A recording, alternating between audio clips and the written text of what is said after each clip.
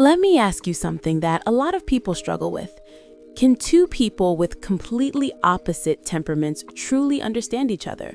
Or are they just setting themselves up for frustration? That's a very honest question, and the short answer is yes, they can understand each other, but not in the way most people expect. What do you mean by that? Most people think understanding comes from being alike, same personality, same reactions, same emotional style. But real understanding doesn't come from similarity, it comes from intentional learning. So, opposite temperaments aren't the real problem? Exactly. The real problem is when each person believes their temperament is the normal one. For example, one person talks things out immediately. The other needs silence before responding. One expresses love verbally. The other expresses love through actions. Neither is wrong. They're just speaking different emotional languages. But that difference causes a lot of conflict. It does, especially when people interpret difference as rejection. The quiet one is called cold. The expressive one is called too much. But in reality, both are reacting according to how they're wired. Opposite temperaments don't clash because they're incompatible. They clash because they misinterpret each other. So, how does understanding actually begin? Understanding begins the moment you stop asking, "Why can't you be more like me?" and start asking, "How do you experience the world?" That question changes everything. That sounds simple, but not easy.